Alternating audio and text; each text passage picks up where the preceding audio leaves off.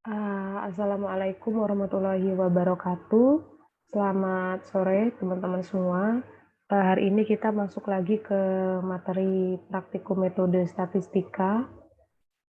Akan membahas tentang regresi linier ya. Eh, ini merupakan pengganti dari minggu lalu. Teman-teman katanya ada UAS kewarganegaraan ya. Jadi ini materi penggantinya. Sekarang kita mulai aja untuk materi di pertemuan hari ini. Nah, ada di praktikum ke-10, pertemuan ke berapa ya? Ke-13 kayaknya. Nah, analisis regresi linier sederhana. Apa sih tujuannya analisis regresi ini? Jadi tujuannya adalah mempelajari hubungan linier antara variabel terikat Y dan satu variabel bebas X. Contohnya ada pengaruh biaya promosi terhadap volume penjualan sepeda motor. Contoh ini. Jadi regresi linier itu mempelajari hubungan linier antara variabel Y dan variabel bebas X. Nah, di sini juga ada model persamaan regresi linier sederhana. Nah, modelnya itu seperti ini, YI sama dengan beta 0 ditambah beta 1 XI ditambah epsilon I. Ini persamaan umumnya ya, teman-teman. Kita nggak akan bahas ini secara spesifik. Nah, di dalam persamaan regresi linier ini, kita juga memerlukan beberapa asumsi. Ada hubungan linier atau adaptif antara X dan Y, ada galat distribusi normal, kemudian ada tidak terjadi heteroskedastisitas, tidak terjadi multikolinearitas, dan juga tidak ada terjadi autokorelasi.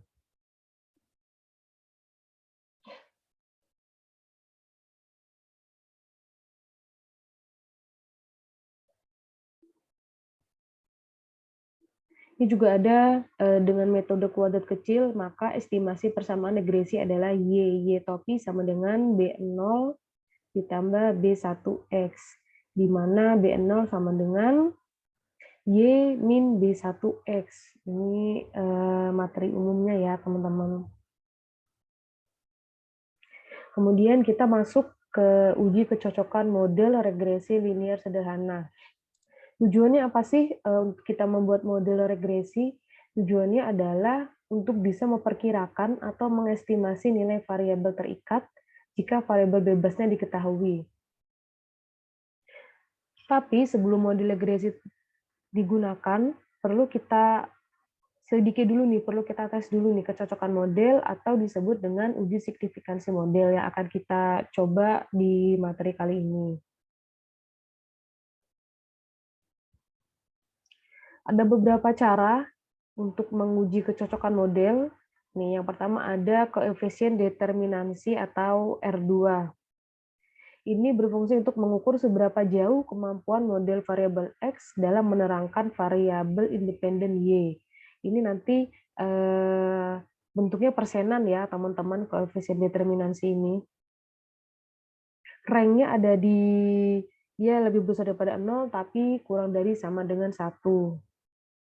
Jika koefisien determinansinya itu semakin mendekati 1, maka modelnya akan semakin baik. Itu yang pertama. Yang kedua itu ada uji F atau uji serentak. Uji ini digunakan untuk melihat apakah model regresi yang kita buat itu layak digunakan atau tidak gitu. Nah, jadi kita ambil H0-nya di sini, model regresinya tidak layak digunakan, dan hipotesis satunya, model regresi layak untuk digunakan. Kemudian keputusannya apakah kita menerima atau menolak H0 itu apabila p-value-nya itu kurang dari alfa yang ditentukan. Jadi kalau misalnya p-value-nya itu kurang dari alfa, maka menolak H0 dan menerima H1. Menerima H1 apa? Berarti model regresi layak untuk digunakan. Uji serentak. Terus ada uji parsial. Kalau uji parsial ini merupakan kelanjutan dari uji F Jadi setelah kita melihat bahwa model ini layak untuk digunakan, maka kita akan melihat apakah ada pengaruh dari variabel bebas terhadap variabel terikat. Nah, di sini ada penjelasannya. Apabila dalam uji serentak H0 ditolak, maka dilanjutkan dengan uji parsial. Kalau H0 ditolak, berarti kan menerima H1. Maka model layak digunakan. Kemudian kita mau melihat apakah variabel bebas yang kita ambil itu berpengaruh besar terhadap variabel terikatnya. Nah, makanya di sini H0-nya adalah tidak ada pengaruh variabel bebas terhadap variabel terikat. Dan H1-nya, ini tipe ya teman-teman, H1-nya adalah ada pengaruh variabel bebas terhadap variabel terikat. Nah, ini penulisannya, uji statistiknya. Keputusan menolaknya apabila p-value itu kurang dari alfa. Di sini dia menggunakan T hitung dan yang di atas menggunakan F hitung. Uji F-nya ya, uji F kan?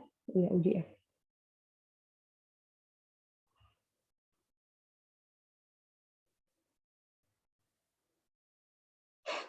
Nah, ini ada formula yang kita gunakan untuk uji analisis regresi linier, ada LM. Formula, koma data. Formula adalah rumus yang digunakan untuk memodelkan Y dan X, dan data adalah data yang kita inputkan. Nah, di sini sudah ada contoh 11.1. Lakukanlah analisis regresi linier sederhana untuk memodelkan pengaruh biaya promosi X terhadap volume penjualan Y. Nah, sebelumnya kita harus bikin plot dulu untuk tahu apakah antara antara biaya promosi dan volume penjualan itu linier apa enggak gitu. Nah, rumusnya ini. Plot data regresi Y, Y-lim. Nah, ini coba kita buat ya. Ini udah saya masukkan, terus kita akan tulis, kita bikin plotnya.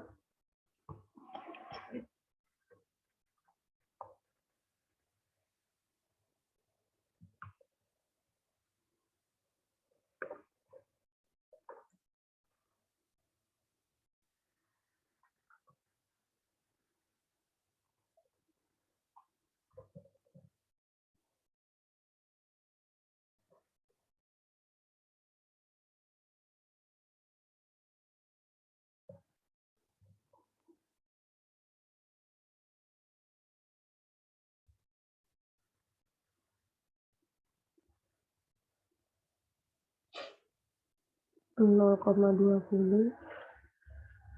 Kita kasih nama X-lab-nya sama dengan promosi, dan Y-lab-nya sama dengan penjualan, dan demand-nya sama dengan plot antara promosi dan penjualan.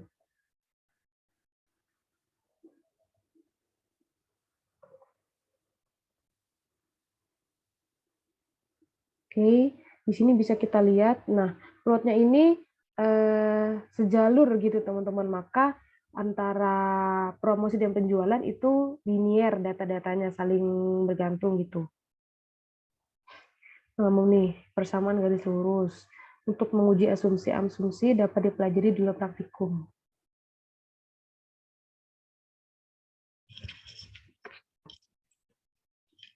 Kemudian kita akan mencari estimasi persamaan regresi dan uji signifikansi model regresi.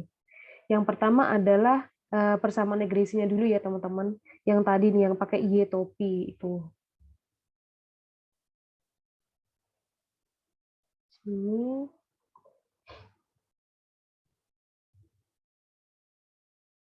kita mau uji mencari estimasi persamaan regresi. Oke, pakai rumus regresi sama dengan yang LM tadi. Y ke X, dan data yang kita gunakan adalah data regresi.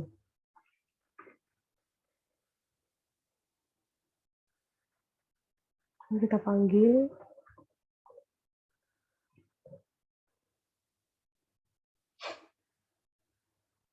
Oke.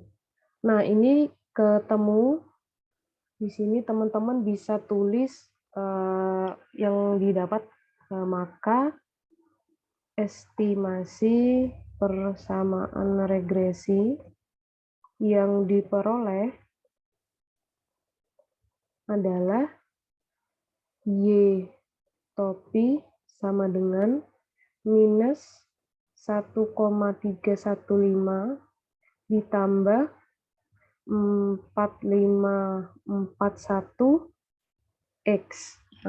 Nih, teman-teman. Menggunakan fungsi LM ya. Terus kita mau sekarang uji signifikansinya gitu. Uji signifikansi tadi sama dengan uji diserentak.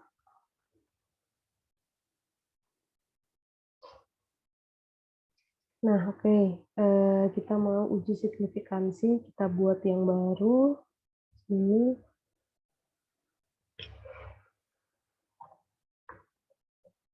signifikansi.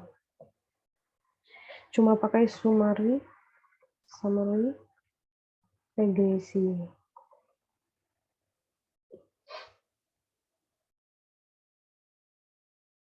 Oke. Nah, di dalam summary ini kita langsung bisa melihat uji serentak, uji F, dan juga uji T, teman-teman. Nih, kita tulis H0-nya yang tadi kita itu ya. Di atas sini. Uji serentak F untuk melihat kelayakan suatu model. Nah, di sini tadi kan kita ada bahas koefisien determinansi. Koefisien determinansi di sini tuh ini, teman-teman, multiple R-squared 0,7854. Yang tandanya bahwa Y ini mempresentasikan X itu sebesar 78,54%. Lumayan bagus ya, teman-teman, karena ini sudah mendekati 1, 0,7854 kan udah mau mendekati 1, maka model yang kita buat ini sudah baik gitu. Kemudian nilai F hitung. F hitung itu adalah ini, teman-teman, F statistik 21,96 dan P value yang kita gunakan adalah 0,003374. Nah, 0,3374 ini kan kurang dari alfa. Kalau kurang dari alfa, maka dia menolak H0 kan? Menolak H0 sehingga menerima H1. H1 kita adalah model regresi layak untuk digunakan. Maka kesimpulan dari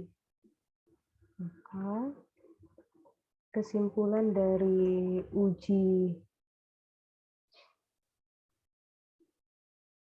F, model layak digunakan.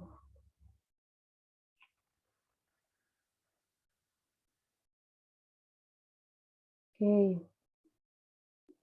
Ini kita hapus dulu, udah kita ke atas. Selanjutnya tadi kan kalau misalnya H0 ditolak dan menerima H1, kita ke uji selanjutnya, yaitu uji T untuk melihat seberapa besar sih pengaruh variabel bebas dan juga variabel terikatnya gitu. Nah, di sini saya juga udah nulis hipotesisnya. Jadi dari summary itu kita bisa lihat datanya untuk uji F dan uji T. Nah, seperti di modul tadi, H0-nya adalah tidak ada pengaruh variabel bebas terhadap variabel terikat. H1-nya adalah ada pengaruh variabel bebas terhadap variabel terikat. Oke. Data yang kita gunakan itu masih sama yang seperti ini.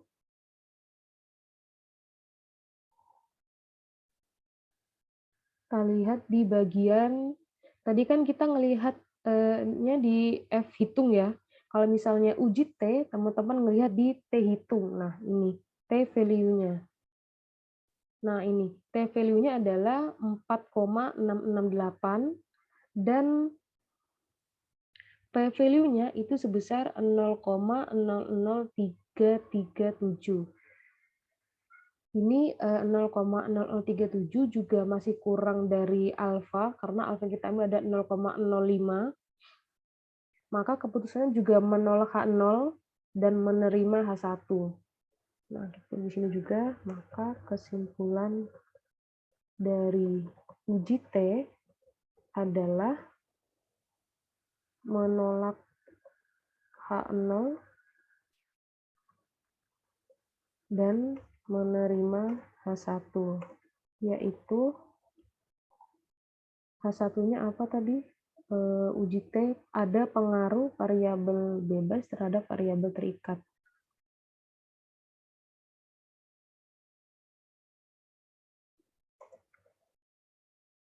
Kita hapus dan kita copy ke atas. Atau di dalam soal ada pengaruh promosi terhadap penjualan. Nah, oke. Itu langkah-langkahnya teman-teman untuk menentukan mode regresinya. Kita mulai tadi dari melihat apakah kedua plot tersebut linier atau tidak. Kemudian kita juga mencari estimasi persamaan regresinya. Dan dilanjutkan dengan mencari summary dari data regresi ini. Di dalam summary ini kita langsung bisa dapatkan uji F dan uji T. Uji F itu berasal dari ini, nilai F dan P value-nya. Sedangkan uji T itu berasal dari T value-nya, 4,86 dan 0,0037. Tidak lupa kita juga tadi ada koefisien determinansi sebesar 0,7854. Semakin mendekati 1, maka model yang kita buat semakin baik. Ya, kalau materi praktikum 10 mungkin cukup sekian, teman-teman. Jadi nanti teman-teman bisa baca-baca soalnya video record-nya dibaca sambil ngelihat modul gitu, teman-teman, biar nggak bingung. Dan jangan lupa soalnya dicoba-coba.